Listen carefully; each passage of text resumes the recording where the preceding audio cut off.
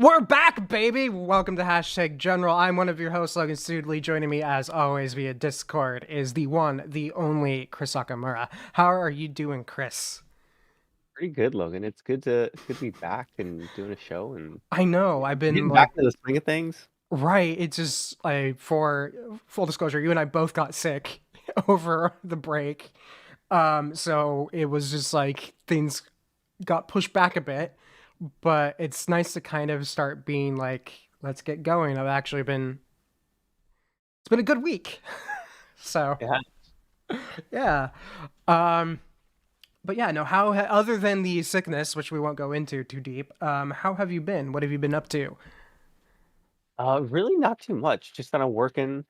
It's been a busy everything's been shifted around due to Omicron. So Yeah. my work has been a little wild and crazy. But Yeah, other than I don't think my work has been crazy affected by it though. I do know Sundance going virtual and E3 also announcing that they went virtual, which I'm now realizing could have been its own topic. It definitely feels like this year it went from being like everyone's going like, okay, we might be just having to deal with COVID, but things can go back to normal. And now it looks like everyone's like, okay, maybe we won't go back to normal just yet, but like dip our toe in if we think we can safely. So Yeah, absolutely. like, so I don't think live events are going to go away, but I think we're going to see more like last minute decisions about it and smaller events. Like there might be a live component, but it's not going to be like everybody come to Comic-Con. It's going to be like, hey, you like press. Why don't you come in person to Comic-Con? Everyone else just watch the stream.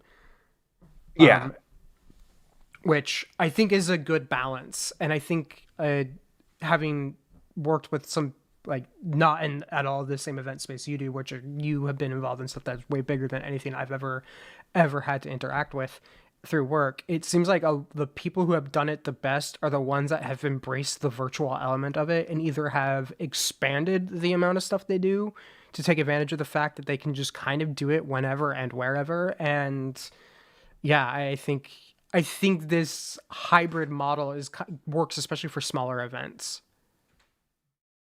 Sure. I think that works great. I think it's in my space it's a little different because Hmm. if you think of like a PAX or like an E3, those work really well in virtual spaces because those are like very much um announcement based or like keynote based. So it's very easy to like have those viewable. Um Whereas like something like tournaments, which is kind of like my bread and butter. Like you're dealing is- with so much with just lag is a huge Well, problem. yeah, like you just can't do it online. Like it's just not the same. Yeah. Um so like that's kind of where the struggle has been for our community and like kind of the thing that's going on that's been a problem. So like the big one, it was Genesis. If Genesis was still happening, I would have left on Wednesday. So like so for your, I don't know if you've heard anything about it, but it's Genesis is like the Super Bowl of the Smash community. It's kind of the biggest tournament of the year, and so we haven't been there in 2 years. So Yeah. they were all set to do it on this weekend, so starting on Friday the 28th. And so yeah, they canceled 2 weeks ago, or they delayed 2 weeks ago. So they're now happening in April. So before that, the I think it went from like a 6,000 person tournament to like a 2,000 person tournament just because of Omicron. Yeah. So they're losing they're losing six figures just because of the delay. But I mean, it's probably the right call. But it Yeah, also it sucks, but you would like yeah, I mean this is a case of it just makes my April now totally insane because it's my April goes Genesis, PAX East, and then Low Tide City, which is another Smash tournament. They go back to back to back on Mm. my in April, which makes it crazy to even try to plan for. Um, Yeah, it's kind of a damned if you do, damned if you don't situation for a lot of these events in that you need to have them. Your financial like your finances are dependent on them, But if you held it right now, you're going to see fewer attendees and you're going to be more concerned about that, like the entire health aspect. Not that they would be less concerned in April so much as at least April, you can sit there and be like, well, maybe it's better. Yeah. So yeah, I've noticed a lot of just everywhere, anything that does a live event, it seems like they're all doing some form of thought, like exercise of either we're going to change how we're doing it or we're going to delay it. And I they they got to do it. Um, No, I totally agree with you. But yeah, it's funny, like when you bring up games and stuff that I've been playing, like everything like what I was saying was everything that I've been doing has been prepping for Pokemon Legends Arceus. Like everything. Everything because it's supposed to come out this weekend. So like my whole plan was like, all right, I'm gonna get all my work done, get everything done, and then at the venue, it's on the Switch, so I can play it at the venue. Like and so then I don't know. Obviously, you're not a Pokemon person, so you haven't probably paid attention too much. nope. But it's like a complete departure from like the Pokemon formula, which has been around for 20 years or whatever. So going Or, away from like or those little like arena like fights or yeah, so it is. Think of like Pokemon Breath of the Wild is like the best way to explain it. okay. And so like I'm super excited. It's gotten leaked and like given to reviewers, and so we know quite a bit about it now. And like I at first was like trying to avoid spoilers, but then it just looks so cool, and there's so much like everyone getting excited about like how crazy good this game is that like I had to look at it, and then the more I saw, the more I was like, oh my god, I just need this game right now. So yeah, the my own that was like everything that I'm doing is like, all right, I need to beat this by Friday. Like I can't start anything new. Like this needs to be beaten and done. I was like, cool. Do I have any challenges in any like the MMOs or anything that I'm playing? Okay, great, cool, we're fine. Perfect. Yeah, But yeah, I essentially it. By the yeah, way, man. I know I texted you a couple days ago. Did you buy God of War for the PC? I haven't bought it yet because I honestly, it's one of those things where I want to play it. Like God of War is on my list of things I really want to play. Like a lot of those Sony exclusives Exclusives. that are making their way to PC are all games that I actually really have wanted to play because they just look and sound amazing. So I'm kind of just it's not that I didn't want to like jump and grab it so much as I we had talked back at Christmas where I mentioned I was on like a City Skylines kick. I just knew if I bought it, I wasn't going to play it right away. So I was just like, I'm going to wait for it to hit a sale point. It doesn't have to be like a great, like, I'm not saying going, it has to be 50%. But like if it gets like, 10, 15% marked off sometime here soon, that's probably when I'm going to nab it just because I know I do want to play it. It'll happen Uh, pretty soon. yeah. No And lie. it's just if I know and just knowing that I'm not like when I boot up my gaming computer today, I'm probably gonna dive into some more stuff with City Skylines. That there's no point in buying it full price right now if I can buy it later and save a few bucks. Yeah, I feel you. Um, so, but yeah, like we were talking before we went live, I went crazy deep into City Skylines. Like there was a legit conversation between you and me where I flat out said, "I'm really thinking of going from 32 gigs of memory to 64 because of this game." Because as you had said, and I will wholeheartedly agree, that game is bad, especially when it comes to like optimization and its engine. It's just like not great in that regard. What makes the game great actually has been its mod support and its workshop assets. Like if you dive into that game and you have it on PC and you have access to the Steam Workshop and you haven't done anything from the Steam Workshop with that game, you are missing out on like basically the thing that takes the game from being just kind of a fun, decent city builder to like the city builder. And there's definite room for improvement. Some of the stuff that they've done and they're showing off with their next DLC, which I think is the final one, gets me excited because it for what's going to come next because it shows that they're thinking in a different way on how some stuff can be put together by users. Um, and the other reason why I think this is like the final one before the long rumored City Skylines 2 is this is the DLC release that comes out Tuesday, is the first and only time at least from my memory, where the new content is being launched simultaneously on both PC and on console, which means that for the first time, the devices are fairly roughly at parity. And a lot of the stuff and content they're putting out is stuff that a lot of the PC base has been like, this is kind of silly. Why would we pay for like new maps and like some like vehicles? Like these are made by community members, and there's like so these are basically people who make maps and assets in the community are getting paid by the developer to make stuff that they can turn around and, sell as like a small like $4 bundle. Right. And the PC base is just like, this is all stuff we could probably either make ourselves or there are better stuff on there. But it's remembering that that stuff is actually more for the console people so they can have some more stuff. And that's why I think that this is it brought the console to parity and gave them just a few more things to play with that brought it on par with some of the PC stuff, like nowhere near it. But like now you can actually have like a custom vehicle for some things. And so I think they are done because, as I told you before we went live, I didn't realize it, but so many of like the more prominent members of the modding and asset community in City Skylines have been hired by the developer in the past year and a half. So there's something coming. And I think building an airport is not it. It could be. What if you really take to the skies?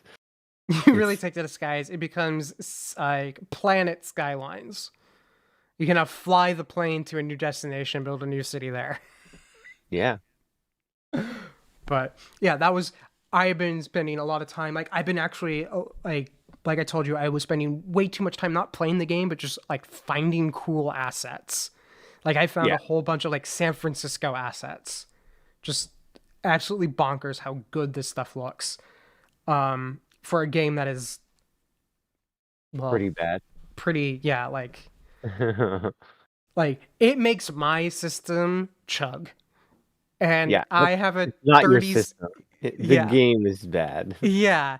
Like I got a 3070 and like a Ryzen, like the current gen Ryzen. Like I know the problem isn't my computer. So like even just like an engine update on it with the game for the game is going to be a major plus.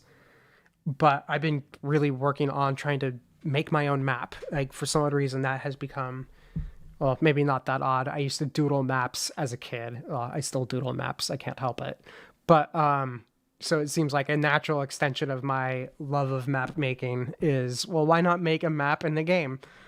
So I've been building a map very slowly. That's cool.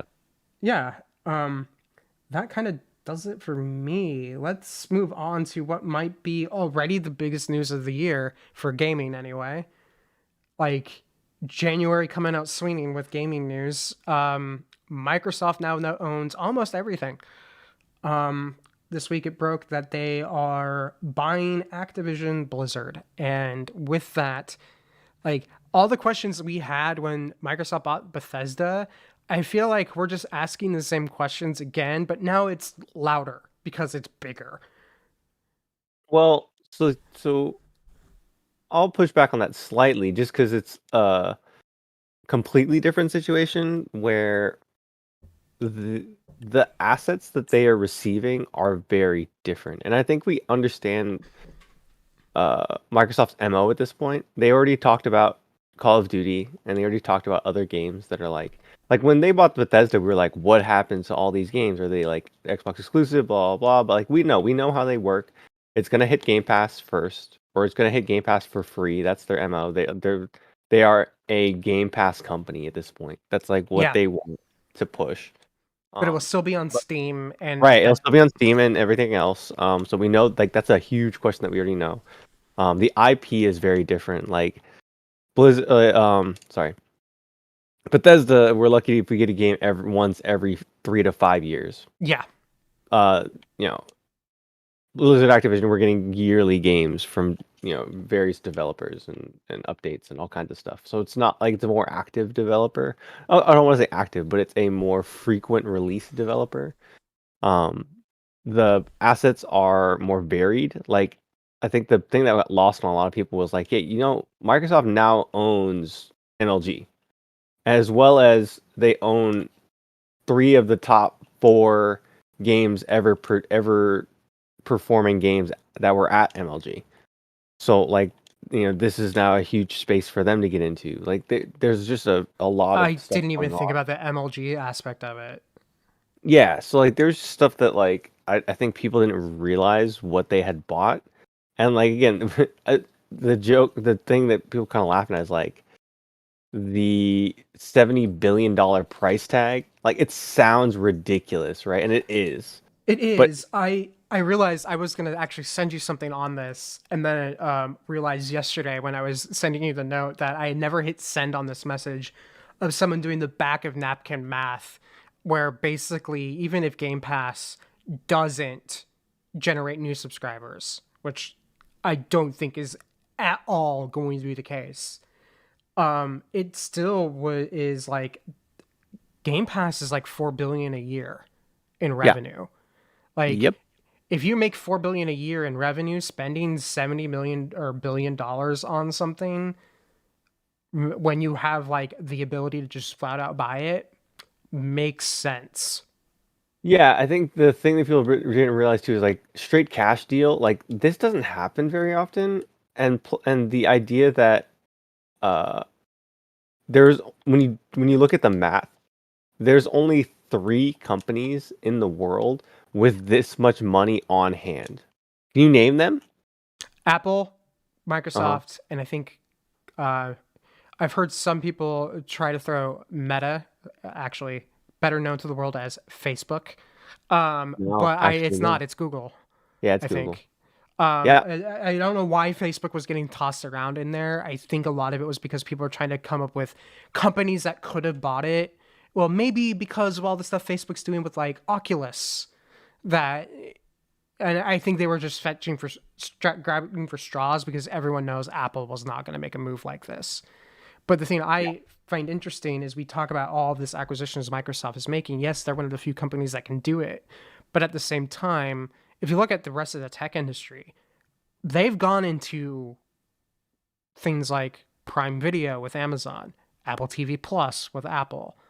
Like Google has YouTube, and YouTube's always trying to pretend that it's, you know, a platform that you can do stuff like Netflix.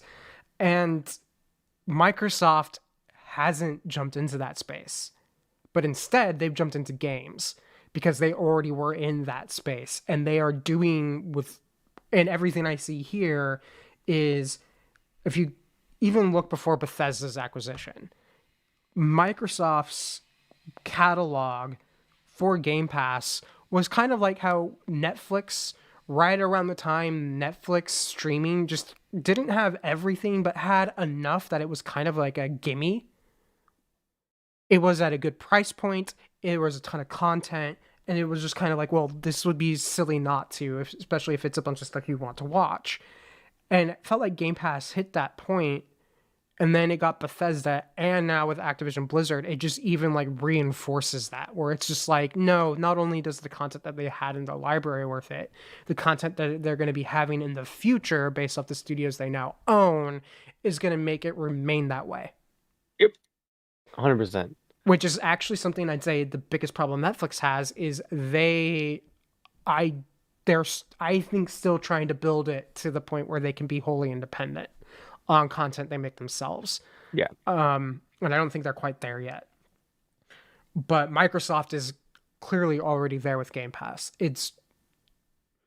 It is a phenomenal program, and this is like one of those deals where it just makes a ton of sense. It also makes me wonder with all the stuff that broke out with like the California investigation into, you know, like especially like the sexual abuse allegations around Activision and Blizzard, how much Microsoft's statements at those times were kind of just like a like when did they approach? This isn't the kind of thing that So happens in two we already know days. that. Yeah, we already know that. It's one of the fastest deals in history. So the when you think of like the size of this deal, right? They started discussing end of November, or sorry, end of December.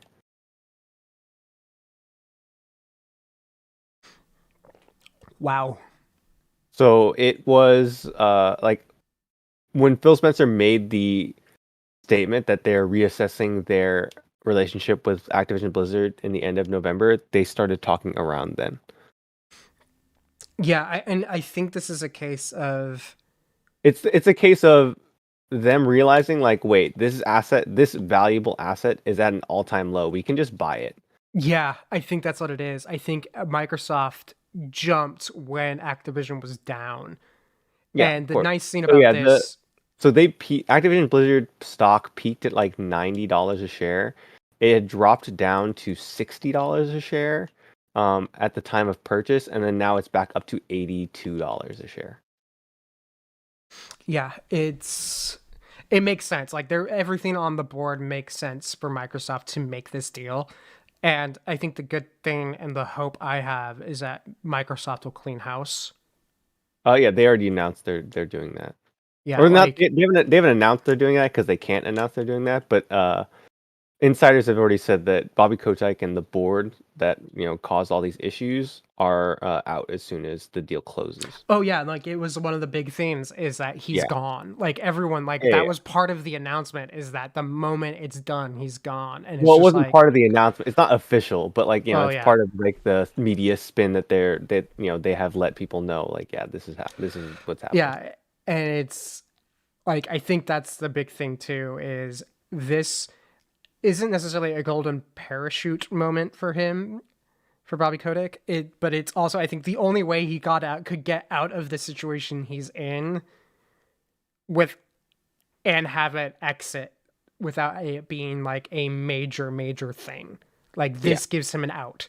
And I think I saw some people online talking about this outside of the gaming space even. That's how big this is. Like general tech was like stuff I read was talking about it where it was just like um because of all the issues going on, like Activision had to do something and Microsoft buying them was kind of probably like the only thing they could do while because then it becomes Microsoft's problem rather than theirs.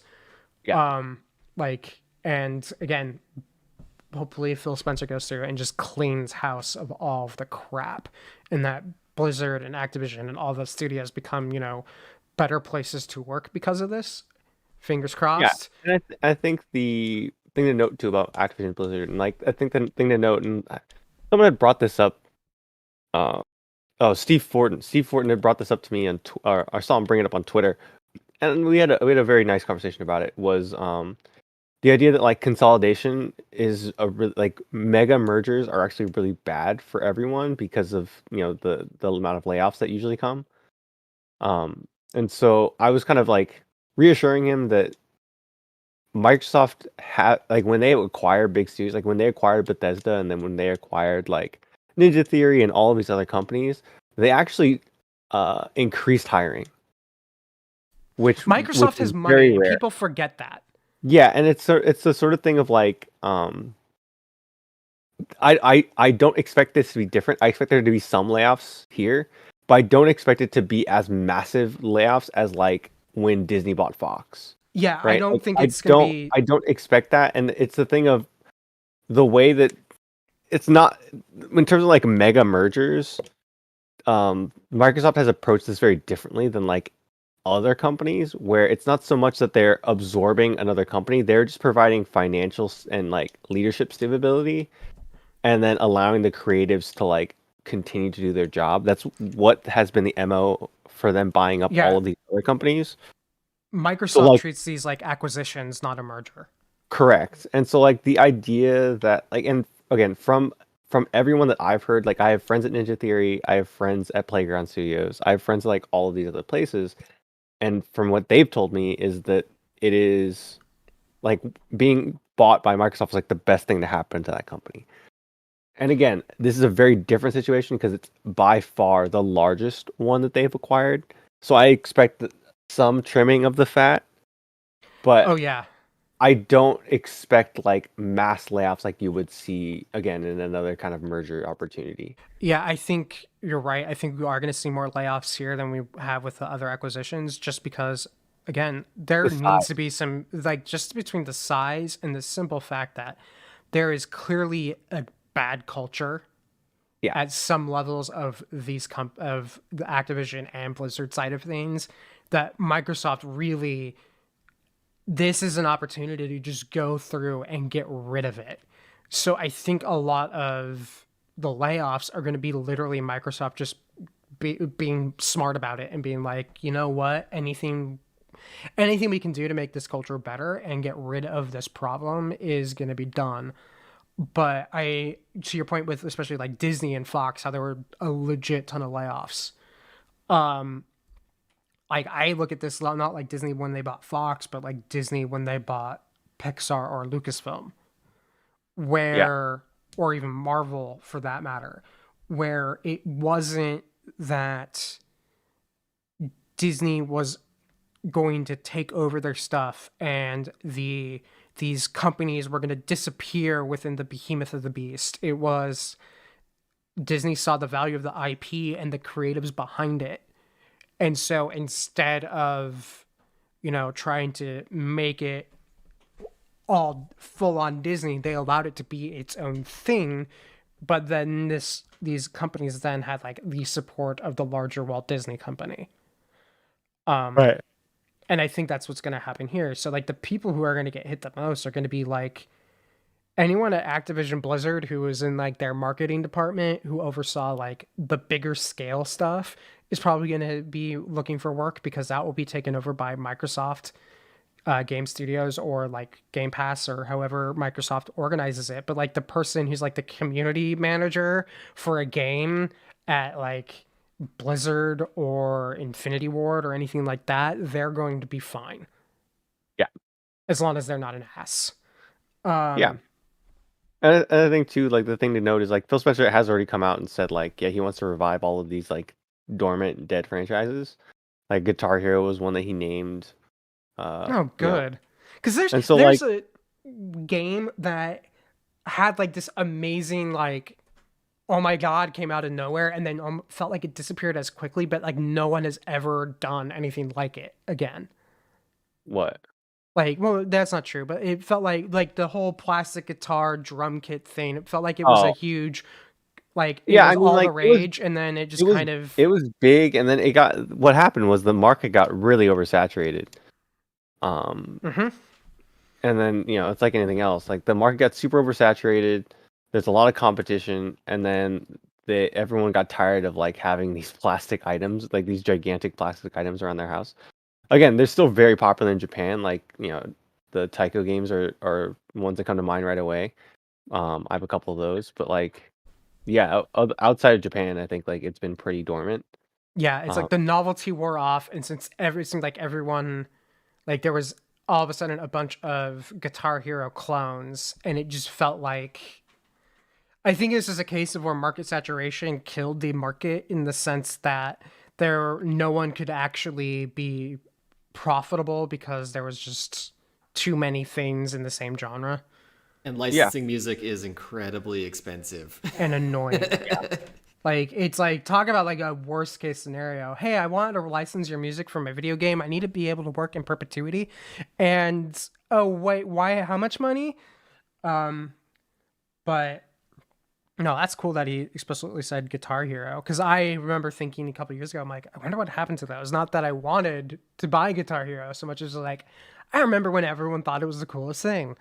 yeah. Um, Again, that's another game that was killed by annualization too. yeah, like it was a game that should not have had an update every year No, but at it all. did, and like where we started it started to go downhill when they started to do like uh the band specials because they ran out of like you don't want to do like Guitar Hero 1, 2, 3, 4, 5, 6, 7, whatever, right?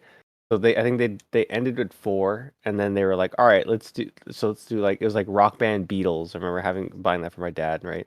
and then it was like, all right, well, rock band Aerosmith, rock band Green Day, and you're like, dude, okay, eventually, like, you guys are gonna You're kill running this. out of stuff. Yeah. Yeah, It's a game that almost feels like it came out too soon, and that is would have been perfect for like this games as a service type thing where it's like you launch the game and then 9 months later yeah, you have here's this DLC. like, yeah, you have this $4 pack that comes with like 6 new songs.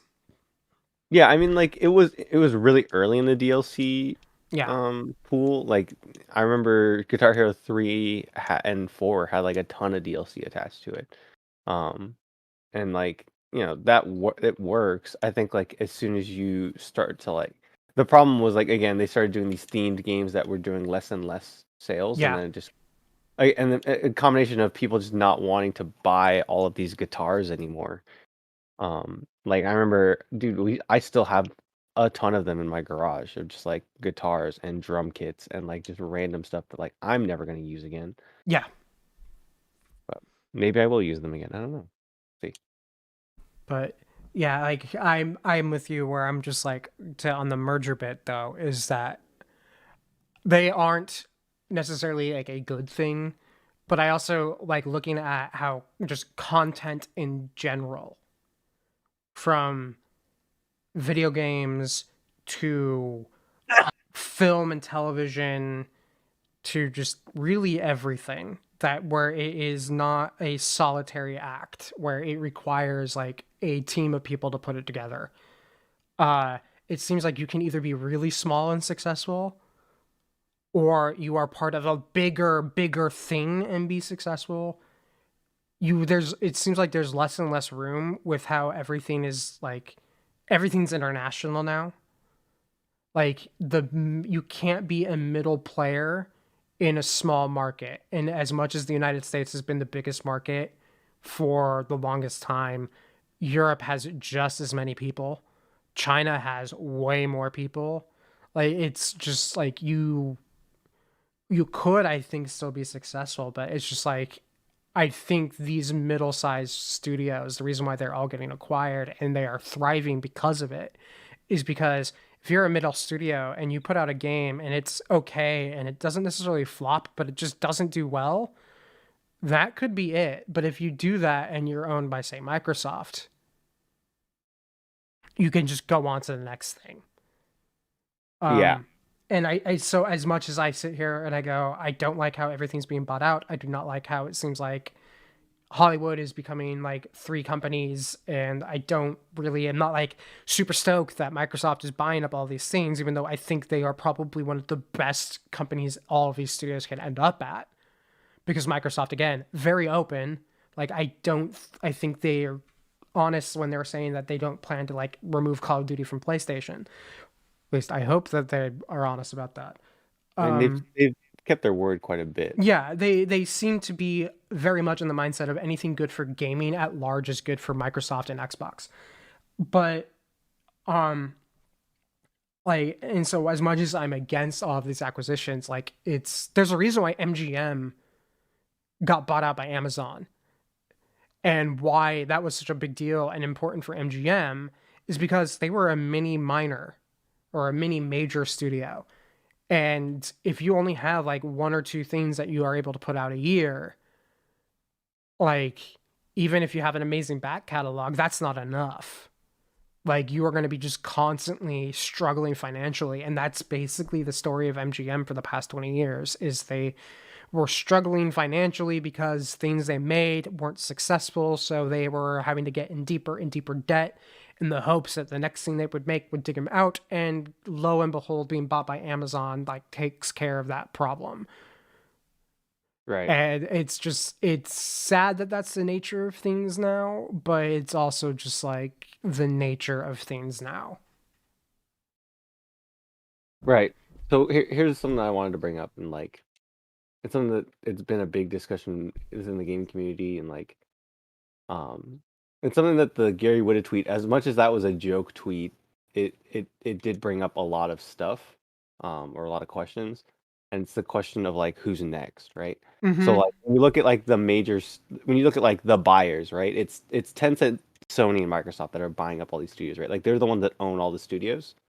Um, currently at least, like Sony has Naughty Dog and Insomniac and like all their internal studios. Microsoft obviously just bought Activision-Blizzard. They've been on a buying spree in the last like 3 years. Tencent has Riot. They have Supercell. They have Epic. Mhm. Right? Like there's a ton of stuff there. Then you get into like what I call like the mid majors, or like the AAA studios that own smaller studios. So like example, like Nintendo, right? Like they work with Pokemon Company, they work with HAL Labs. You have Take-Two that does stuff with 2K Sports. They have Rockstar, right? They own You have Rockstar. They own Firaxis. They yeah, don't own much, but they do operate in that same way. yeah. EA, we have EA that's like BioWare, Respawn, Dice. We have Sega, Atlas, and all the more Japanese studios. You have Valve, you have Ubisoft, right? Like those kind of 6 studios are the ones that were like they're not actively acquiring and buying anymore. But like those are kind of prime candidates in the same like Activision-Blizzard Yeah. space that like, could get bought out.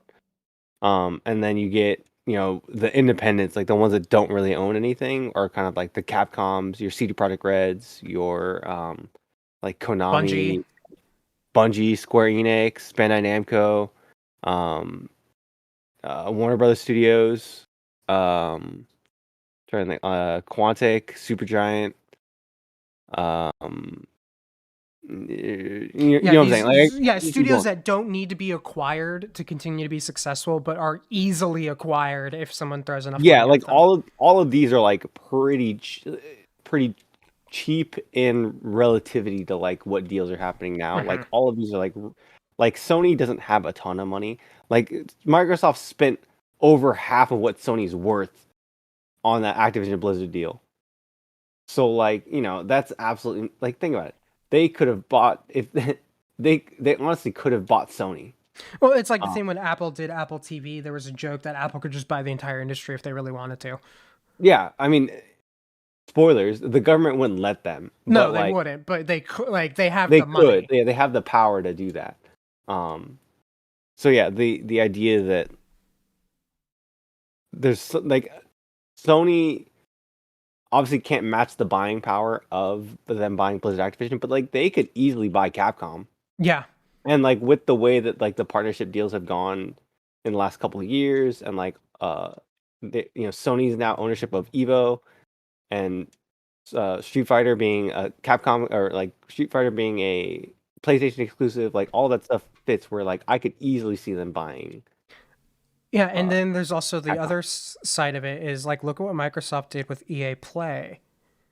Like we get access to EA Play games through our Game Pass. So like even if Microsoft doesn't acquire it or Sony doesn't acquire these companies, they could still come to them and do deals where they're like, "Hey, come and be either like you said with Capcom being exclusive on their platform, or come be a launch title. Let me back up the dump truck full of money." Because like I play a lot of Paradox Interactive games like Crusader Kings and Stellaris and stuff like that. And Crusader Kings 3 was a launch title on Game Pass. Like you could get it Game Pass day and date. In fact, I started my Game Pass subscription because I wanted to try out Crusader Kings before I was like, oh, do I really want to spend $60 on this game? And I didn't spend $60 on the game. I just never got rid of Game Pass. And it makes sense for these smaller studios to, if they remain independent, to take those deals if someone comes to them with it. Like, what if, again, Paradox, because they publish, even though they're not the developer, they publish City Skylines. There are console versions of City Skylines, as ridiculous as I think it is that someone will play a city builder on them, people do. And apparently it's popular enough that they keep doing content for it. Again, my mind blown by that, but whatever. What if Microsoft came up to them and said, hey, for console launches for these games, Game Pass PC, whatever, you can still be on the Steam store, but what if it was like an exclusive Game Pass title on console? Like, I can see deals like that happening even if Microsoft doesn't buy the studio. Because they have the money. They don't need to, really. Like, Yeah. they can still buy the content wholesale without buying the studio if they really want to. And I think for Microsoft, having the content on Game Pass was worth it, because there's some studios out there, like, I don't see Valve, because it's still privately held. I don't think Gabe is going to be selling Valve to Microsoft anytime soon, or to Sony, or to anyone. But that doesn't mean that they wouldn't be willing to work with them. Yeah. So yeah, I think what you're saying does ask that, kind of lead to that question of, if they're not acquired, like, not only are they easy to be acquired, but if they're not acquired, are we going to see some dynamic shift here? Because games are starting to hit this thing that video and film and television hit, where people are less and less willing to spend, $20, $30 on like a Blu-ray, but they have no problem spending $5 or $10 on a streaming service. Well, it's like my back of napkin math with Disney Plus. If people on average only bought one Blu-ray a year, Disney Pass is profitable for them on each user after 6 months, or is more profitable after 6 months per user if they got Disney Plus instead of buying stuff on Blu-ray. Yeah. And that's the game that's being played here. And it's a shift that I think because of just games have been always at a higher price point. Like, I think this is going to be a slower transition, but it's happening. Like, Yeah, 100%. So, yeah, like, very interesting. Like, I guess here's the thing too, is like, to the thing of like buying and getting it as launch titles. If, say, CD Projekt Red had taken the time they needed on Cyberpunk and it was coming out like next year, do you think Microsoft, maybe not buying them, but would have figured out some way to put it on Game Pass? Like, that's the thing. Not that I'm not asking that as in I want you to give me an answer, but I think that's the question we need to start asking with all these games and all these studios. Is just like, are we going to start seeing dump trucks of money being given to these developers to just put the title on there? I think it could happen. Yeah. But I think we move on. I think we've talked this through. We have. It's it's an interesting topic though. I think there's a lot to be said, and like a lot that we don't know yet. There's a But lot. I think what's more interesting is like what happens next. I think that's the Like, I feel like we're going to be talking about this again every once in a while, not because of just like the inner workings of the deal, but just because of like the greater meaning of it. And that's what I meant at the beginning when I was saying like all the questions we were asking about the Bethesda acquisition, I feel like we are asking now, but louder, is because it's just like, clearly Microsoft is willing to throw money at this. Like, we thought Bethesda was an example of Microsoft being willing to throw money, and then this happened, and everyone was just like, oh, that was small. Yeah. Well, let's move on, shall we? Sure. Marvel, we actually have quite a bit to talk about here because Spider-Man, of course, came out after our last broadcast. Hawkeye wrapped up after our last broadcast, and I hadn't watched Eternals yet. But now I have watched it. I have thoughts. Okay. And I figured you would want to talk about it. So we're going to start off with Eternals. I actually really like Eternals. And again, I understand it's not the best movie. And it has issues. It's not the best movie. And it has like, there's things about it where you go like, this is just not great. And like, it's not what people expect from a Marvel movie. And I get why people don't like it. But Yeah. I personally enjoyed the hell out of that movie. I agree And I with think it's really good. everything you said. There are a lot of parts of it where I'm just like, this could have been done better. There are other parts of it where I'm just like, I watched it and my immediate thought was, I get why everybody walked out of it talking about how much they hated it.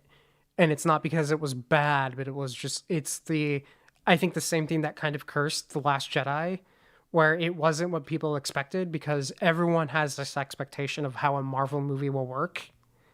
And this one did not follow the mold. So if you're going in there expecting it to be just another standard Marvel movie, you were probably walking out of it disappointed and therefore judging it as if it was bad because you don't like.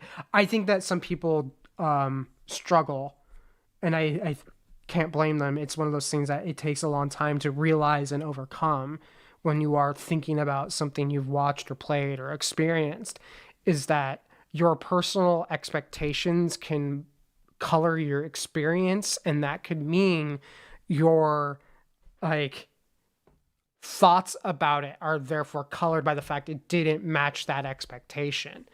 And that could be a good thing or a bad thing. And it seems like that's what happened here. Is I think a bunch of people, because it wasn't what they expected, they walked out of it saying it was bad. Like, I don't think it's a perfect movie. I think it's, for the most part, good. I enjoyed it. Chloe Zhao wanted to make an epic within the Marvel setting, and she did, to varying degrees of success, but that's what she did. And if she wanted to make an epic within the, sense of a traditional 2.5 hour Marvel movie, it would not have worked. At least I think that. I don't think she could have told the movie she wanted, like the story she told and the movie they wanted to make could not have been made if they followed the formula. They needed something that had a bigger kind of, a bit melodramatic, a bit kind of over the top, in the sense that it is taking place over thousands of years with these people who are thousands of years old. It shouldn't be all wisecracks and quips. Sure. And did that help it? Did it hurt that? I actually don't think it impacted it negatively that she did it that way. I think the problems with the film aren't tied to the fact that she decided to make an epic. I think a lot of it is just tied to, there were just some things that I think the execution could have just been better. Yeah. Definitely. And I think at its core, the movie is actually really solid. Yeah. And it's just one of those things where it was just like, it goes back to my whole thing about Marvel's stuff on Disney Plus. The thing that got me excited about all Marvel stuff on Disney Plus is the potential to break the mold. Even if I don't like it 100% or have things about it where it just doesn't sit with me, like flat out the fact that, because I'm not the biggest fan of like 1950s and 60s television, because I find it a little too naive, doesn't mean that I'm not going to appreciate the work that they put into it and the fact that they were willing to take that risk. And they did it again here to, maybe middling success, but they were willing to do it. And I think that is something that should be recognized and applauded rather than scorned. So, yeah, sure. I'm not going to sit here and walk away going, it doesn't deserve a 70% on Rotten Tomatoes, because, well, Rotten Tomatoes is overrated, but it's, and also a bad metric to determine whether or not a movie is like great. It just means more people liked it than less. It's just that it wasn't what we would have expected, and that's okay. So I guess my thing is, yeah, the execution would be better, but more like this, please.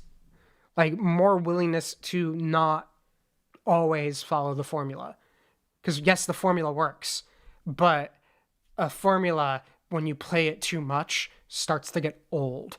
And I honestly was concerned after Endgame that if they just kept following the same formula with every movie, Marvel was going to become old and stale. And this is showing that they are not going to do it. Or if it does become old and stale, it's because they tried it, thought it didn't work, and went back to what they knew. And okay, at least they tried. So yeah. That's my thought on Eternals. I guess I did really like, God, why am I blanking on his name now? Rob Stark. Richard Madden. Richard Madden. I think he did a fantastic job. I pegged him fairly quickly as the bad guy Like, it was one of those scenes where I was just like, oh, this guy's gonna this isn't this guy. We're not gonna get like a turn with this guy. He's already turned. Like, we're not getting everything from him. Yeah. And but it still doesn't change the fact that it was just like, I think, a solid performance by him. I think every actor in there, when they were on screen, did a good job in their role. It's just, again, it comes in down to questions of execution and decisions and storytelling rather than like the actors and their performance. So I think he was fantastic. I wish we could get more with Icarus, but I am also glad that they kind of just were like, the fact that he literally flew too close to the sun. Yeah. Well, I mean, there Beautiful. are a lot of talks. I don't know how much you've read into Doctor Strange, or like the rumors about Doctor Strange, but I there's have some shit not. coming. I get the that- sense from the trailer that was after Oh, Spider-Man that there's a ton of stuff coming, and that's the last scene I've actually seen of Doctor Strange. I have no clue what's coming. oh, okay. Then Um, I'm not gonna spoil it for you. But the the rumors that are the leaks and rumors that are coming out of like very notable people. Like there's a couple leakers that like got Spider-Man 100% spot on. That are saying things that sound insane. yeah, I remember even in the trailer that played after Spider-Man, I remember thinking, "Oh, I think this is bigger than I thought it was." Yeah. Like Well, I mean, we knew it's the multiverse of madness. Like you we can't. knew it was going to be big and important, and it was probably going to be like setting up like the next major, really setting up the next major phase. But it Yeah. just sounds like, watching that trailer, I remember going like, this looks like they're going even bigger than I thought. This isn't just setting up a phase. This seems like it's just setting up just everything. Um, Yeah. So just as a side note, so one of the big rumors that's like not really a rumor, but it's like a so again from a very notable person, the insider, said that it's gonna break the record for the most heroes and cameos on screen. Like it's gonna break Endgame's record for like number of people on screen. oh wow.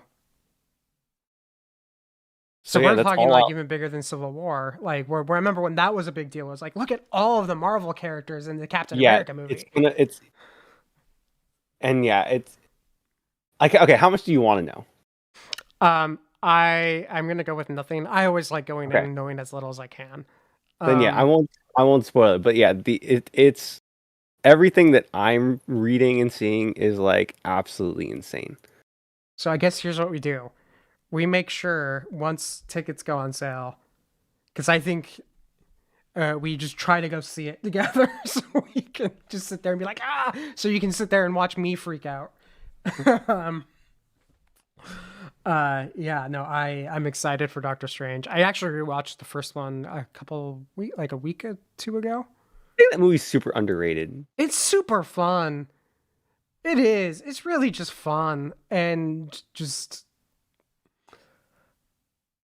yeah. It's one of those instances like talk about being able to so quickly like establish who a character is to where he can show up in the next Thor movie and in Avengers, and everyone's just like, okay, he's just this guy. Like this is who he is. Like you don't have to sit there and be like it just. I think that says a lot about that film and the performance of Benedict Cumberbatch that he just was able to very quickly get it to the point where no one was questioning the character, the performance in those other movies. Yeah, Um, but let's go to the next scene because speaking of Doctor Strange, Spider-Man No Way Home also has Doctor Strange. Um, I adore this movie. I was very pleasantly surprised. I think a lot of it was because I saw it in the theater. Like I think this is a movie where having seen it in the theater made it like a better experience. Yeah, Which I seeing think it on like opening week with the crowd excitement and with like people not knowing exactly what it was yet mhm. was such a thrill. I, Um, there were I times where I did not catch lines of dialogue because the audience was just so excited. yeah, and again, it's an experience that like you miss that like I really missed. Um, and it's something that, okay, again, I was slightly spoiled because I had read all the leaks and I kind of knew, like, I was trying to devour that movie as much as possible. I just couldn't wait for that movie, and so like a lot of it was leaked for me, but like it's all the moments still hit really hard. Yeah, by the way, the spoiler, like, just so you know, because the spoiler tag is up on all of the like the Marvel stuff, Okay, just because yeah, it like we're just so we can just we're dive just going in. hand. Yeah, yeah, yeah. We're just diving in. Boba Fett will be different, but these ones, because they're also the most recent one was like came out December like 23rd. So I'm kind of just like I'm gonna just throw the spoiler tag up and not actually give people an audible warning, because at this point I kind of feel like Everyone's seen this movie. if you're gonna see it, you've seen it already. Yeah, But like I think outside of the fact that it just was rumored very heavily about Andrew Garfield and Tobey Maguire. I mean, at a certain point, that wasn't even rumors anymore. Those were just confirmed. Like, More or less, yeah. It just stopped being rumor and just everyone was like, okay, they're gonna show up. I was very pleasantly surprised at how happy everyone was when Andrew Garfield showed up. Because I know you and I talked about this years ago when we were still at the theater, how much we actually liked him as, Peter Parker. yeah, I mean, I think he's the worst Peter Parker. I think he's the best Spider-Man. Oh yeah, sorry, we liked him as Spider-Man. It's just like just He nailed the personality of mhm. Spider-Man so well. Yeah, Now again, he's a little wrong for Peter Parker, but like the Spider-Man aspect of it, he's perfect. yeah, he knew how to portray that like the Spider-Man role. Sorry, I got that flipped. All But good. it was just one of those things where I enjoyed the Amazing Spider-Man movies. I did not sit there and think they were like mind-blowingly awesome, but I No, the didn't think second one was really bad. but I didn't get all the hate the first one seemed to get. And as much as the second one definitely had a lot of like studio meddling and too much CGI issues, it wasn't like the worst Yeah, it wasn't comic book movie egregious. we've ever had. It was fine. Like again, I think all the issues in that film can be pointed back to the fact that Sony was just hardcore into the idea of doing their own little Spider-Verse to compete with the MCU, and it Yeah. just backfired hard on them. Yeah.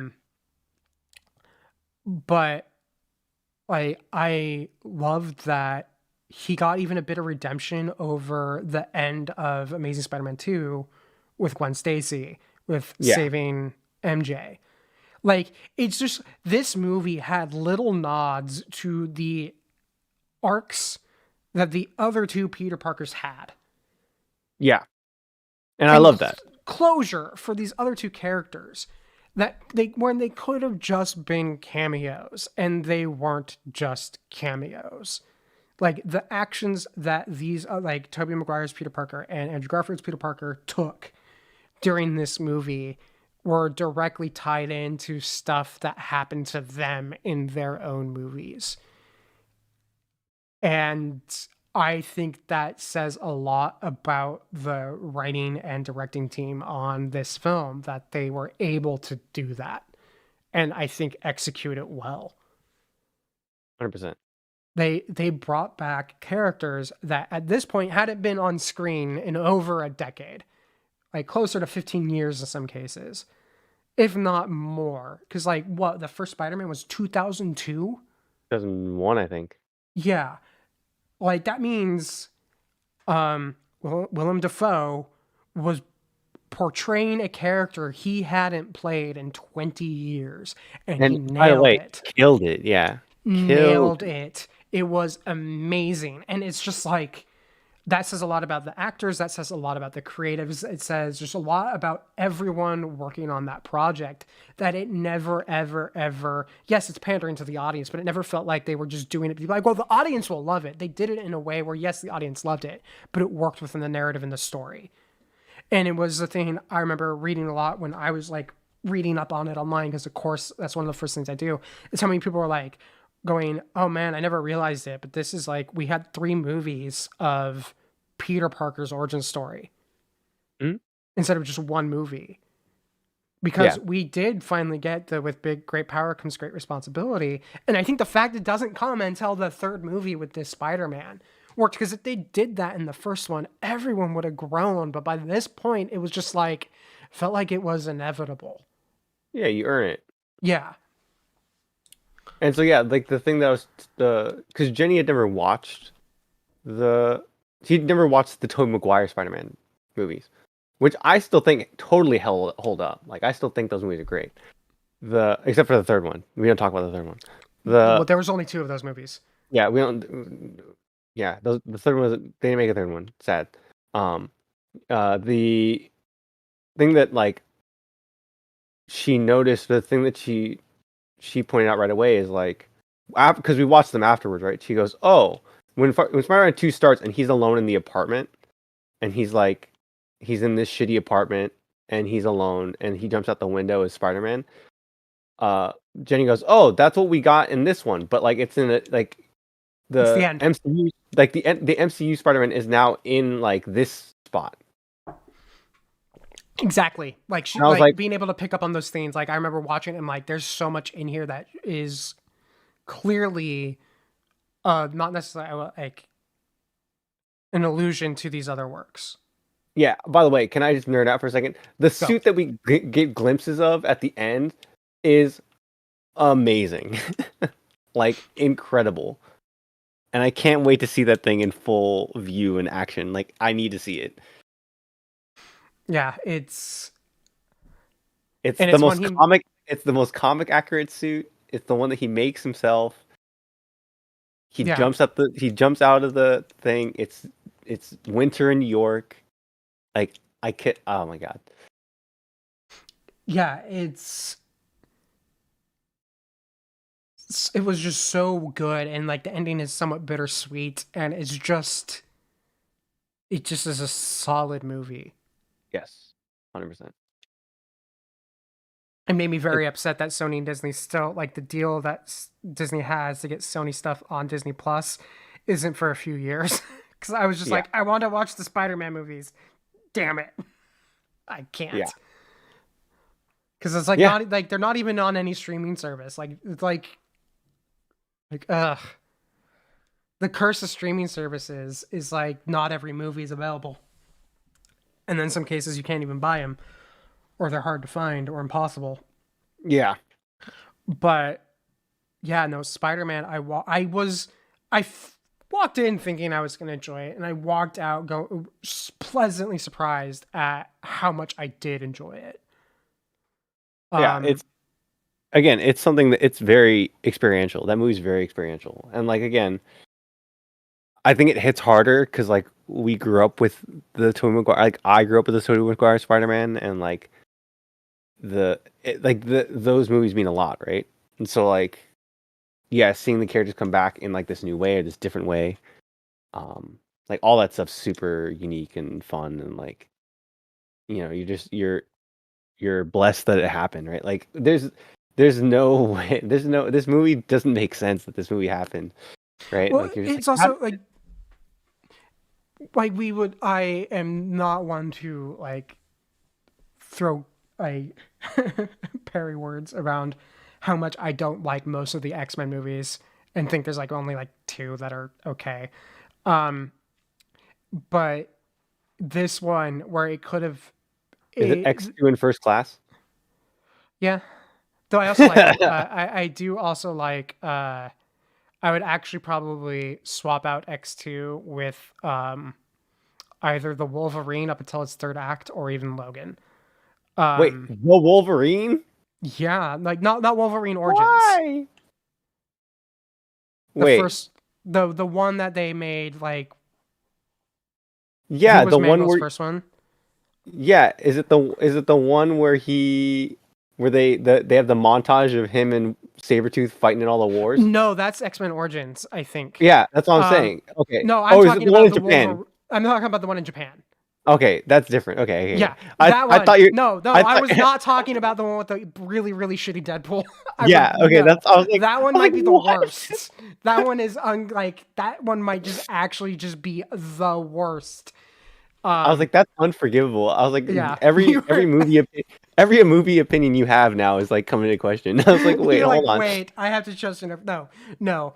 Like the fact that one was called X-Men Origins Wolverine and the other was called The Wolverine has made that statement very, very dangerous. Yeah, I was like, wait, why would you? Not the one with Sabretooth and all that weird stuff. No, I'm talking, yeah. The one in Japan. Okay, then yeah, that's different. But this one, like, bringing in Marvel stuff that had not actually been done by Marvel in a way that was so just loving is just kind of like good. I'm glad they did it this way. Yeah, Because it kind of almost it is an acknowledgement on some level of like how in comic books you can have like different like Marvel has like the why am I blanking on names, but you have like Ultimate Run and other thing where it's just like you can there's different have versions of the different character, yeah. versions of the same universe, and this is just like embracing that fact. But let's move on to Hawkeye. As much as we could probably gush forever about Spider-Man. I can gush about Hawkeye too. Hawkeye I loved it. was really good. Just all around really good. Like this is an instance where I think I remember reading somewhere, and I don't know if it was like speculation or fact, but that they had been planning to do a Hawkeye movie based off the Matt Fraction run. But then when Disney Plus became the thing, they switched it from a movie to the TV show, and I'm kind of glad they did. Yeah, so this is your first exposure to like Kate Bishop, right? I've read a bit of the Matt Fraction run. Like after you told me to read it, they had some of it, I think, on Marvel Unlimited. And I read through it, and it was bloody fantastic. Yeah, it's wonderful. So that had been my first encounter with Kate Bishop, but I think Haley Steinfeld nails it. Yeah, like God, I referenced the other day when we were playing D&D the whole branding thing that she has about his problem is branding. Yeah, I referenced that in our D&D game. It's like your problem is all in like branding. And it's just like their dynamic is really good. I loved how just Hawkeye still on some level wishes it was him that had jumped instead of Natasha. yeah, Like on some level he thinks he's not like worth it. Like he looks at what he did and is like, I'm not worth it. Meanwhile, here's Natasha. She didn't like, instead of going down this dark path, she just kept trying to do the good thing. yeah. And how much that has weighed upon him. And that's clear both in how he, with the musical bit, or how he reacts to seeing, I could do this all day, with Rogers the musical. There's a funny thing about that too, by the way. God, we have to talk about that at some point here in a bit. But that clear remorse when he's talking to why am I blanking on her sister's name? Yelena? Yeah. Elena is just like how much he kind of is just like, I love that moment between the two of them. Because he just flat out, like, he kind of essentially says it. Like, I don't think he says that right. I wish it was me instead, but just like how much he misses her and just wishes it hadn't gone that way. And it just was such a good moment in the middle of that whole thing. Vincent D'Onofrio coming back, like going back to Spider-Man very quickly, getting that cameo. You didn't know Charlie Cox was in here, right? I saw rumors that Charlie Cox was in it. Like there had been like around the time that rumors first broke about, oh, we might get Tobey Maguire and Andrew Garfield, there had been some talk about Charlie Cox as Daredevil. And I was just like, oh, that'd be cool. And then he appears, and he like catching the brick, like yeah. But the crazy thing is the reveal shot of it pulls back, and you see the walking stick first. Yes, And then you pulls back and you go, no fucking way. And he's on the phone and he sits down and you go, oh my God. The framing of that shot is so beautifully done. Perfect. And they're like, I'm a really good lawyer. But that same week we got Kingpin. It's just like this acknowledgement of because if to our one viewer, if we have one, the strife between like the Marvel Television and Marvel Studios, it wasn't like strife is actually a wrong way of putting it, but Feige didn't oversee them, so they were kind of their own thing. Yeah, while that had links to the MCU, in some ways, since they weren't under like actual Marvel Studios, they kind of weren't. The acknowledgement was nice. Yes. That they, I think, recognize as much as they weren't involved with it. That doesn't change the fact that, especially like season 1 of Daredevil is just fantastic. And like D'Onofrio is like the perfect Kingpin. And outside of probably needing to recast a certain Iron Fisty man, they could bring back like any of those characters, and I think it would be like great. Yeah, well received. Yeah, like I like Jessica Jones coming back would be cool. Like it's just like one of those things where it's just like the acknowledgement of that, the Netflix Marvel stuff was just nice, and then it even comes back here with Hawkeye, with Kingpin being the ultimate big bad. Just was such a nice way of it coming together, all within the same week. It's just like they couldn't have timed it better. To get back to Kate Bishop real quick, and like to get back to Hawkeye real quick, the scene of Yelena and her in the elevator and that whole sequence is by far my favorite thing of Marvel TV so far.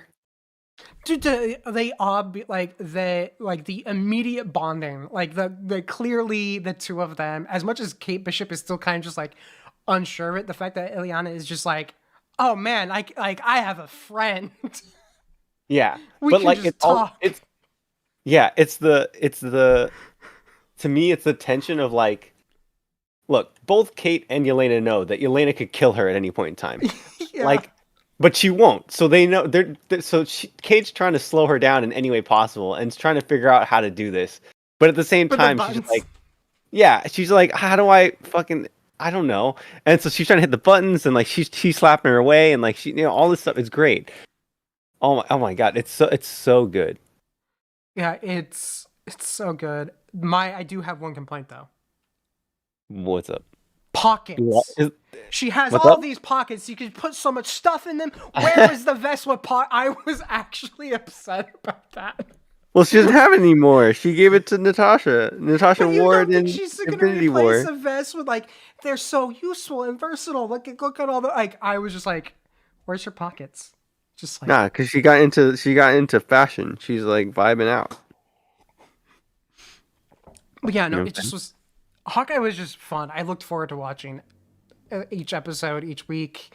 Yeah, it was easily one of those cases where I wasn't like upset, but was always just like, man, why am I watching this as it's coming out? I kind of just want to watch the next episode now.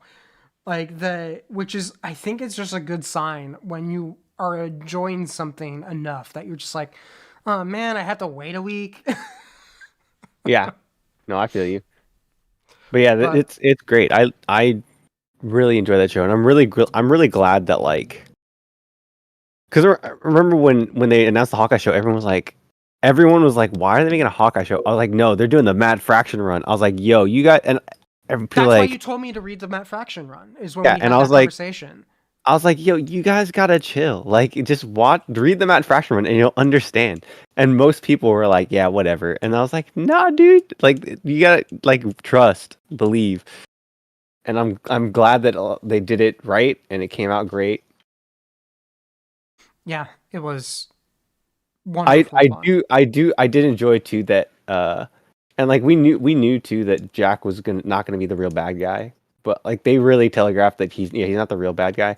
But I love that at the end he's just like a dumb idiot with a sword. I know. Like, it was such a nice twist where you think he's just like evil, and you realize it's like, no, it's just that's He's just an idiot that likes him. swords. He really likes swords. He's kind of just like an idiot, likes swords. He talks in that way because that's just who he is. And you're just like, I want you to be a villain, but the moment you realize you're not, you're just like, okay, you're kind of adorable. Yeah, you're just kind of a dork. Like you're just Like like, the- okay, I get the you now. twist. The twist of like, oh, I don't like this guy, to like, dude, I actually kind of love this dude. It's like, oh man, I kind of want to just like, he's the guy who you like want to be accidentally stuck with at the party because you realize it's just like he's good at going with the flow in a way that you just don't realize it, because I think on some level he just doesn't realize what's going on. Yeah, it's pretty awesome. like because you want, like, they set it up well. Like, you think he's the villain because he steals a sword at the auction, and you're like, oh man, he's a bad. It's like, no, he really likes swords. And he saw an opportunity to take it. Yeah, he just really likes swords. And yo, who doesn't want a collapsible sword? Right? It's just like, it's so cool. Like, and you're just like, I have misjudged this sweet man. Yeah, And- it's really funny. You're too good for her mom. Yeah, it's really funny. Oh man, no, I forgot that little twist, but Yeah. we do need to talk about, before we go on, we do need to talk about that full musical number. Yeah, so someone had pointed this out online, and I don't know if you saw it. Do you see the thing about Ant-Man? Yeah, I saw the thing about Ant-Man where there was like, Ant-Man is in the musical number even though he was not in the Battle of New York. But he was in the Battle of New York.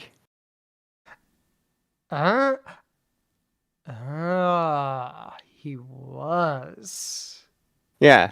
So theoretically, someone saw him in the car waiting for Steve to get back, or someone saw him while they were time traveling and just put him in the thing. That's funny. That's funny. I never took it that way. I saw some people speculate online that they had done it. Like, the idea is like the rationale behind it was It's like, yeah, they just force feed, like people just rewrite history, right? yeah, that people just rewrite But- history, and they wanted to get the, because Giant Man, the version of him, is just so like kind of hard to miss Yeah. that they just wanted to have him in it, so they decided to do it. And it's just like, oh no, I like your little thing where it's just like, what if someone just happened to like see him, like he's just there. and they were just like, oh, he was there at that time, we just didn't know it. And it was just like, actually no. But okay, kind of yes. I saw someone online, God, I forget which website, had a whole thing about how horrible and stupid the musical number was. They're like, I love it. I loved it, and I'm like, I was reading their takedown on it. I'm like, you guys kind of have missed the point entirely. Like, it's, first off, the music is written by the same guy who helped Trey Parker and Matt Stone write a lot of the music from like early like South Park. So like the first South Park movie, this guy helped them write that music. It's like Mark Shaman, I think. He also apparently did Gallivant, which is a show I did a rewatch of a couple weeks ago during the holiday break, and really wish there was more of. But like, it's supposed to be a bit tongue-in-cheek. It is not supposed to be the world's greatest Broadway musical number. It is supposed to be a bit cheesy. And so the fact that this entire review was like, this is like it's just complaining about it. I'm like, you guys kind of missed like the entire point of it. That it is supposed to kind of be that. It is supposed to be a little cheesy and a kind of just like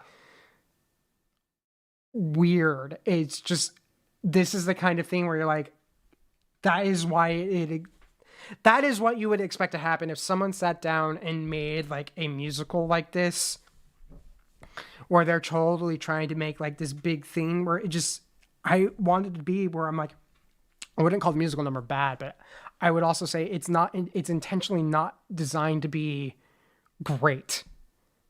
Yeah. Like, because that would kind of like undo like the whole fun of it.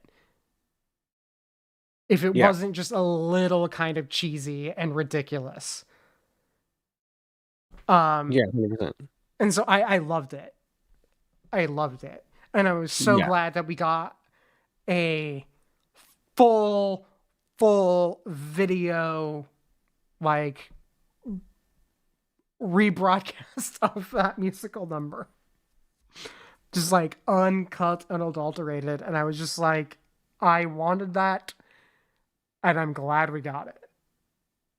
Because I could do this all day. Yeah, that does it for Hawkeye. Let's bring this show to its inevitable Star Wars moment. Yeah, let's go. Book of Boba Fett. James, why don't you throw the spoiler tag up right away, just so that way you can wander away, because James is behind, and wants no spoilers. So, Hey. goodbye, James. Hi, James. I will do something, or just end the episode and like walk away and just shut it off myself. Who knows? We'll see how it ends. Yeah. So so what? We're 4 episodes in. We have 2 left. Where are you at? I'm enjoying it. I think the first episode in particular, I think was a little slow. Like the second episode was just like, The whole series is slow. yeah, I think the second Which I like. episode is, yeah, like, and I'm okay with that. And where, I mean, the first episode was slow is it felt like the story that we got in the second episode was really kind of where things really started to take off, not necessarily in terms of like speed, but in terms of hooking me in. Like, I enjoyed the first episode, but the second episode really felt like it was just like, now everything's moving. And we're starting to see like the bigger picture. But I'm enjoying it. I really like it. I like the angle they're taking with Boba Fett and working to explain why Boba Fett is behaving in a way I think most people would not have expected. It also explains the way he behaved in The Mandalorian. Like, the guy spent 5 years living among the sand people. Sand people? Yeah. Yeah. Like, that's gonna change someone. And I'm glad we're getting to see that.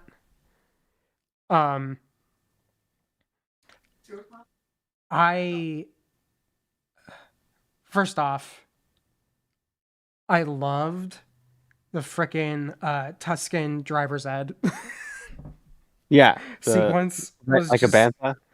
I've used that GIF quite a bit for various things. like, it's just, I'm glad they're letting it just sit and explore it. I think it seems like there's a lot of people online who are just like not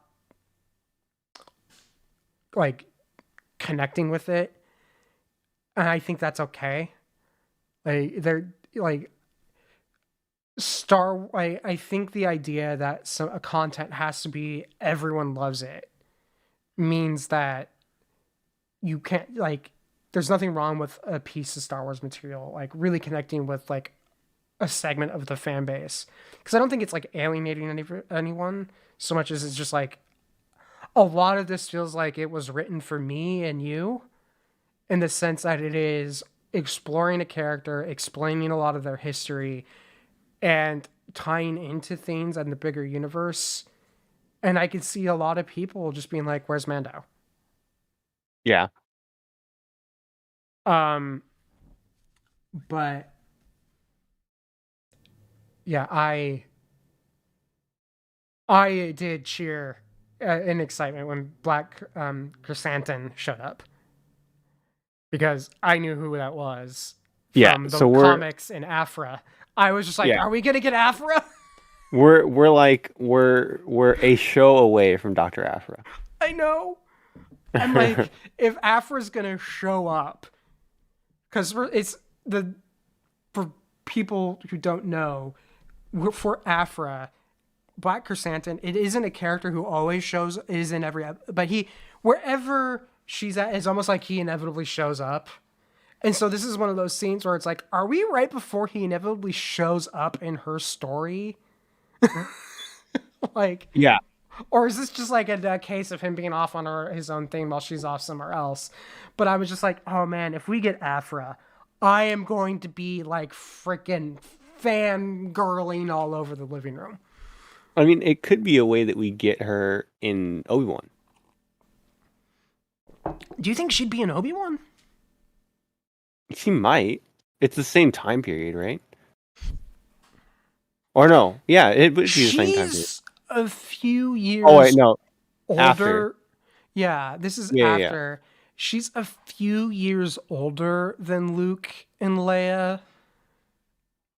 So I guess you It's could, like close, right? but they're close. Like it's within like 5 years. I want to say. Because the thing with Afra's story is we know that she was romantically linked to Sona Staros at some point. And Sona is, I think, the same age as Han, or roughly the same age as Han. Han, of course, is about, 10-ish years older. So it's like figuring out where Afra lines up. I sometimes sit there and go, try to have figured it out to see where some of these things would fit. She's like a young, chaotic Indiana Jones. Yes. So it's not that I couldn't see her in Kenobi so much as I don't know if she would, depending on when Kenobi takes place, she might either be too young to be more than a cameo or be really awkward. I think that rectify her showing up in some way. I don't know. They could probably pull it off and be okay. I don't see that being where she shows up. I could see her showing up like in Boba Fett or in one of these other series coming on if they were going to bring her in, and it would make sense. Like we've had in the Mandalorian second season, we have had a character make the jump from the books to the screen with the Marshal. And the show to the screen, or like the cartoons to the screen. Yeah. So we Bo-Katan. had the Marshal, we've had Bo-Katan, and it's just like we had Ahsoka, which is another big deal.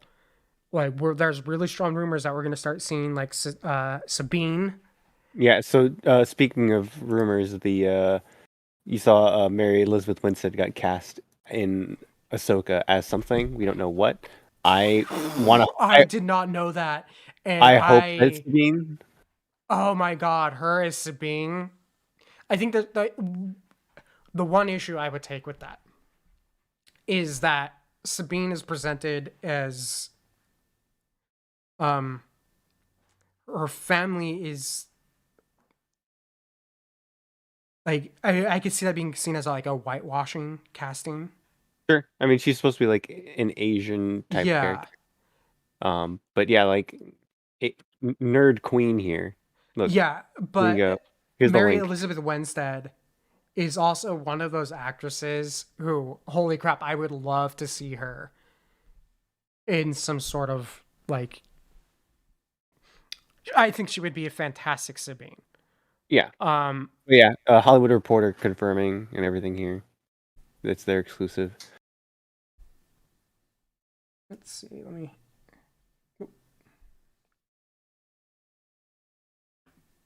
Yeah, again, we have no idea what she's doing, but she's perfect to have in the show. Yeah, and there's a lot of like rumor around that, but like it could be. I could see Afra making sense as a character. Like it makes sense for Afra to show up at some point if they wanted to do it. Yeah. Especially if the rumor, or at least not maybe not rumor, but our theory, given that Ahsoka was looking for Thrawn, that she's actually also looking for Ezra, it would make sense to have a, someone who's spent their life as an archaeologist studying like Jedi stuff as part of it, because it would make sense, I think, for Afra to, I think a lot of sense for Afra to show up in Ahsoka, but she could show up anywhere. And in Boba Fett, it would also work because, again, she's kind of like this chaotic Indiana Jones. She would totally do work for the Hutts. Yeah. Like, you mean money's involved? Okay, why didn't you say so? But In the same way that Hondo would show up anywhere. God, if Hondo in live action, there's so many characters that they could bring into live action that would just make me happy. But I actually was thinking about that because I've been rewatching Rebels, as one does, and I've been wondering, like, I wonder if Ezra's just chilling with Hondo. Just doing random stuff. Just Odd job. Like, it seems like the kind of thing that would just have happened in both Hondo and Ezra, that's just given the dynamic within Rebels, that they would just happen upon each other after Ezra seemingly disappeared, and him just being like, okay, I guess I'm with Hondo right now. But yeah, to go back to Boba Fett, like, I'm glad that they're diving a bit deeper into like the criminal underworld. It is something that has always been hinted at in the films, especially in Solo, but never dived as deep down into. In a way that is, because as much as you and I will watch Clone Wars, Rebels, read the comics, read the books, all that fun stuff, like the mainstream audience, it's not had the same introduction to some of like the criminal aspects of the Star Wars galaxy, because the Pikes show up in Solo, but you don't. Yeah, well, the Pikes really... are super important characters, and like no one knows who they are. Yeah, you and I know who they are, and we know they're a big deal. Like, I remember seeing them in Solo and being like, "Oh crap, the Pikes!" But like, I know, you know, a bunch of fans who've watched Clone Wars know. But the average person, it's just like, oh, that's a really cool costume design. It's like, yeah, it is. The Pikes are dangerous. Yeah, and don't mess with the Pikes. Yeah, you don't mess with them, and Boba Fett's about to mess with them. Yeah. So, it's just what it is, and I think the fact that this is, I can see this not being everyone's cup of tea, but that doesn't necessarily mean it's bad.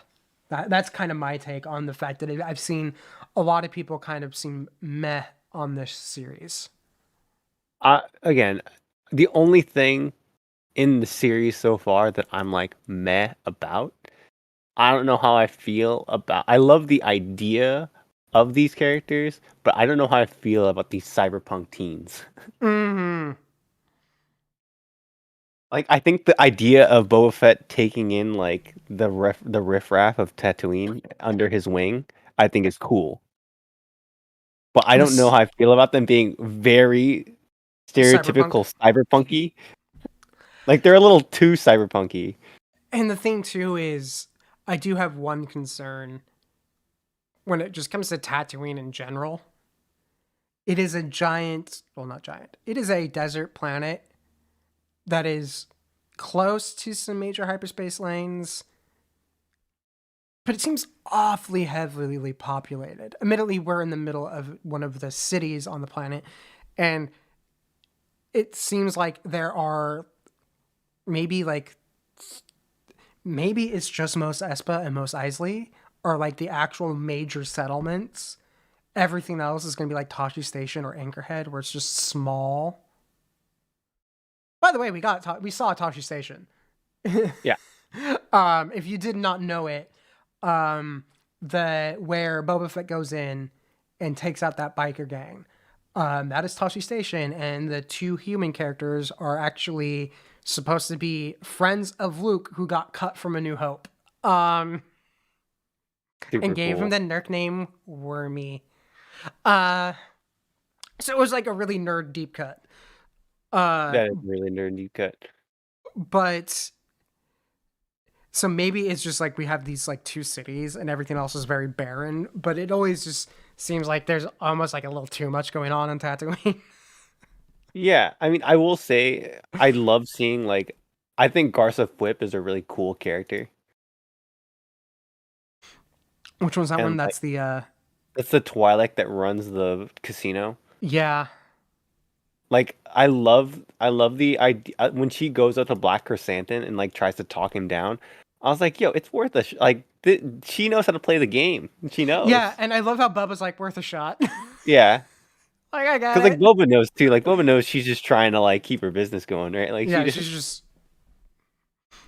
and if you know Black Chrysanthemum, you just knew it's like it's he not doesn't give a gonna shit. Yeah, it's he doesn't give a not shit. gonna happen. Like he's thinking about it, not because he really, really wants to be like, it's time to move on, but more just be like, is it worth upsetting her? Like, and then the moment he pays her, he's just like, I think that's what he was thinking about. It wasn't like the morality she's presenting. It was like, how much coin do I have on me? Is it enough to get her to not worry about it after I tear this guy's arm off? Yeah. Because Wookiees, not just him, have issues with Trandoshans. Yeah, I mean With reason. Yeah, it's like a natural enemy thing they got going on. But yeah, I'm interested in seeing how this all plays out. Like it kind of ties into my same thing I've said about Marvel stuff. The Disney Plus stuff for Star Wars lets them tell these stories that aren't necessarily, the big spectacle. Like, yes, we get action sequences. We get the things that make Star Wars. But we don't necessarily need to get like a feature film level of, stakes. Right. This is all about, control of the underworld on a city, on a desert planet that's kind of in the middle of nowhere. That's fairly low stakes, especially considering that Star Wars has also weapons capable of destroying planets. So it's kind of just like, I'm glad that they're willing to sit down and do like Star Wars Godfather. Yeah. Super cool. Yeah. Like, and that's not going to be for everybody. Great. It kind of goes to the thing I said earlier about how Rotten Tomatoes is like not the best metric. It just tells you how many people like it, or and that is something that everyone likes doesn't necessarily make it great. Like making something great sometimes involves taking risk, and risks often mean people aren't happy with the result. Case in point, The Last Jedi. Yeah. So some people not saying they think it's, not for them or they're not enjoying it. It's just like, you know what, that's fine. I'm probably going to enjoy anything Star Wars related.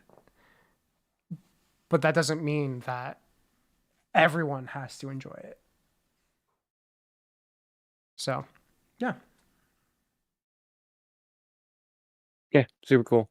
I'm enjoying it, and I do just want more of the political stuff, like we keep talking about. Like the Sand People stuff was cool, but like I'm kind of looks like we're past that, and like Mm-hmm. like I want more of the political stuff, and like as excited as I was to hear the Mandalorian theme, Yeah. and as excited as I am that like, oh, they're gonna go get Mando and like he's gonna come help them.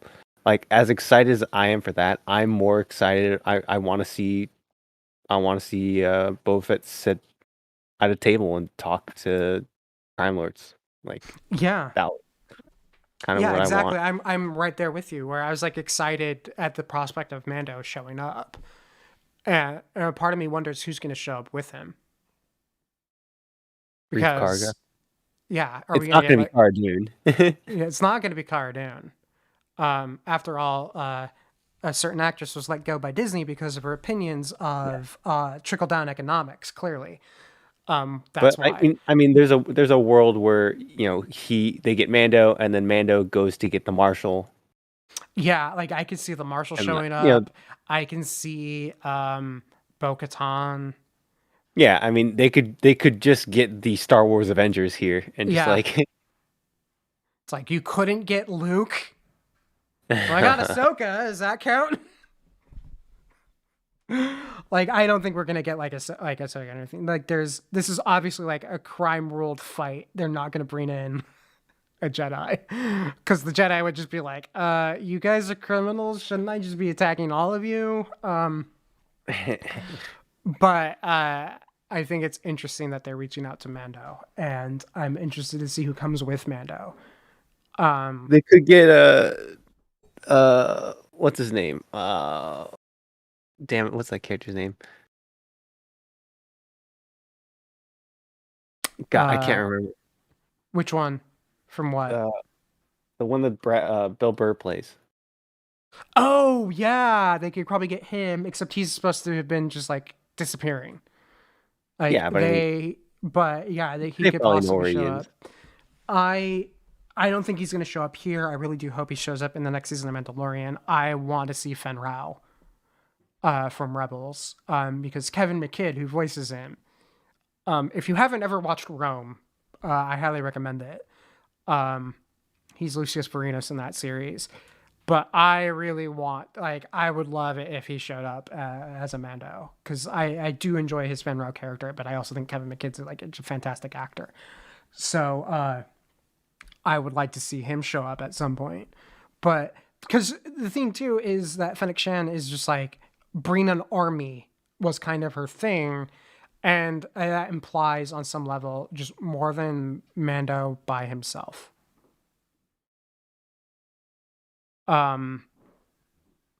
Which then I guess raises some questions like how much time has passed between the assault on the light cruiser In this show, right? and this. Has it been a few months? Because as end of season 2 did set up potential conflict between Bo-Katan and Mando, Din Djarin. right? Even though Din Djarin doesn't want it at all. Like, he does not want the Darksaber. That's like not his thing. But Bo-Katan's morality or like her code won't let her just take it from him. Mm-hmm. And I to kind of touch on, like, to really go on a tangent with this one, because like just so everyone, like, no surprises to anyone, there was a legit text message between me and Chris yesterday that was like, oh, we'll go, well, anything we'll miss will probably be covered in a tangent because we go on those. I wonder, because first off, it was given to her, the Darksaber, at one point by Sabine. I'm wondering if, as much as some people took it as maybe he's going to become like the Mandalore type thing, like, is that what this is? And it would make sense given the title is The Mandalorian. But I'm wondering if it's actually going to be Sabine. Because it would make sense. She's also wielded the Darksaber. While she did not earn it in combat, per se, in the sense that she didn't take it from Maul in single combat, it was taken from Maul during, well, combat of sorts. Right. Like, if there's anyone who might be able to like possibly claim it and might be willing to just accept it, it might be Sabine.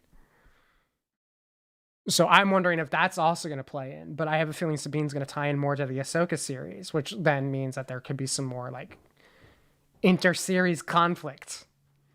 Right. But that's a lot of speculation on things that we still don't know about. But yeah, I'm wondering, like, I'm hoping more people show up than just Mando, and I'm assuming more people will show up just Mando because, again, phrase army. But even if it's just Mando, Yeah, I mean, it's like still super cool. Mando, Boba Fett, and Fennec Shan, that is a dangerous combination of people. Mando plus like a couple other Mandalorians plus Boba Fett and Fennec Shan, like Pikes are gonna need to bring more people. Yeah, I mean, the one thing that I am kind of not upset about, but the one thing that I'm like, is the idea of like Fennec Shan is such a cool character, but like she hasn't done much cool things. Agreed. Like I was like, I need you to be cooler. let's see some more cool stuff from her. Yeah, One thing I'm also interested to see how it plays out. The Hutts are not the type of organization to just let tattoo like their domain sure. fall. Go away. Yeah, Like maybe they just didn't think Tatooine was worth it, leaving Hutt space to worry about. Maybe Bib Fortuna was paying someone higher up after, because Jabba was the guy, but you know, sure. there's still like a dynamic within the Hutt cartel. Like I wonder if their whole thing is, you know, instead of expending our energies fighting Boba Fett and dealing with this quagmire, let's let the Pikes deal with it, and then we'll take on the Pikes after they've had to exhaust some of their resources dealing with it. Like, I'm wondering if that's going to kind of be like the next step thing is what game is the Hutt cartel playing at? Because Sure. historically, yes, this was presented as a conflict between Boba and the twins. Like my understanding anyway, is the Hutt cartel fights amongst itself all the time, but doesn't really take it kindly if an outsider messes with them. So it could be one of those things where, yes, it went from being an internal conflict because it had been Jabba's domain to, well, if the Pikes are coming in this manner, it becomes a bigger one, and then it might actually become the full Hutt cartel rather than just the twins having to worry about it. Like, that's my thing, is like wondering why they would just kind of be like, okay, no, we're not going to worry about it. Like, I mean, it's, I think it might be too to demonstrate like they're trying to show people the power of the Pikes, that they see like, oh, the Pikes are here, like, oh, we're out.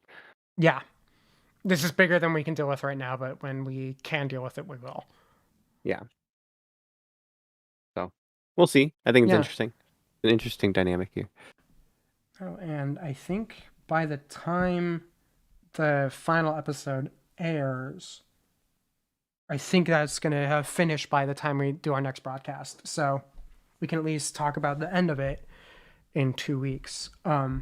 Also, you know, not necessarily a spoiler, but just upcoming in the next episode of Hashtag General, next week, I'm going to Disneyland, and we'll finally be able to ride Rise of the Resistance. You Which I didn't know ride you- it the last time you went? I didn't. I think I told you this. Like, the last time I went, Kelly, Charles, and I went actually after broadcast of the podcast. Yeah. And our passes had been for California Adventure, but of course, just bumped the microphone.